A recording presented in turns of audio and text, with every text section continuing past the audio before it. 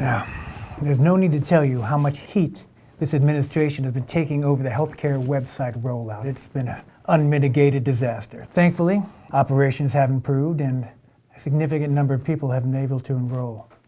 Now, it's your job to find out who's responsible for this fiasco. So what do you have for me? As you no doubt know, in March 2010, the Patient Protection and Affordable Care Act required the establishment of health insurance marketplaces by January 1st, 2014. The marketplaces, that's marketplaces plural, permit individuals to compare and select insurance plans offered by private insurers. The states were allowed to create their own marketplaces. But for states that chose not to develop a marketplace, CMS took on... That's the Centers for Medicare and Medicaid Services.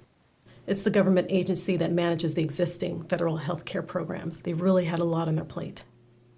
CMS took on the development of the Federally Facilitated Marketplace, or FFM, which... Healthcare.gov and its related systems. To complicate matters, this large, very complicated information system had to be integrated with an unknown number of state marketplaces, a number that changed over time.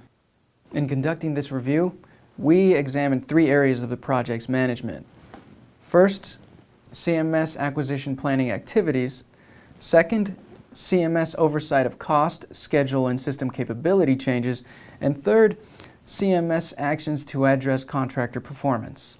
And what did you find?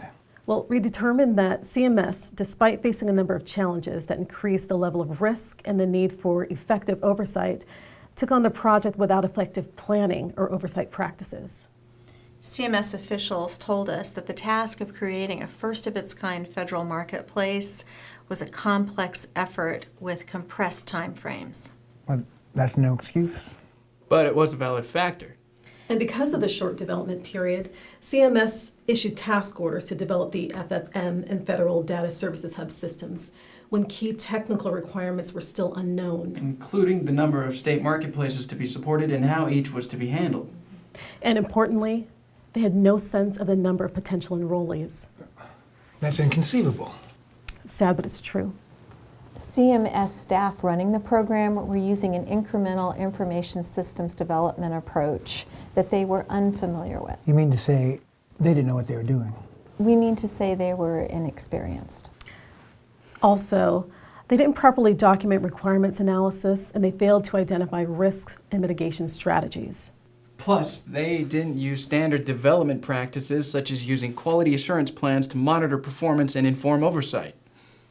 Because of unclear guidance, inconsistent oversight and reviews, and a series of new requirements, the project ran into delays and significant cost overruns. Yes, from 50-some million to over 200 million, if I recall. Yeah, and that was just the FFM site. Data Hub costs also skyrocketed from 30 million to nearly 85 million.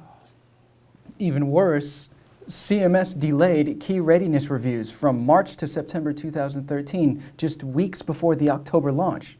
And as a result, healthcare.gov launched without verifying performance requirements. Late in the development process, major performance issues were identified.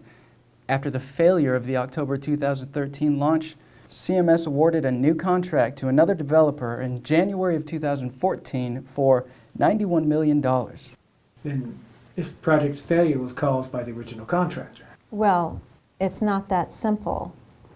The cost of the new contract has risen to over $175 million as of June. And key functionality is still unavailable. So what's your conclusion? The Centers for Medicare and Medicaid Services need a mitigation plan to address all of these issues we've identified. Unless CMS improves contract management and adheres to a structured governance process, significant risks remain that upcoming open enrollment periods could encounter challenges. Well, let's hope the people listening take your findings to heart.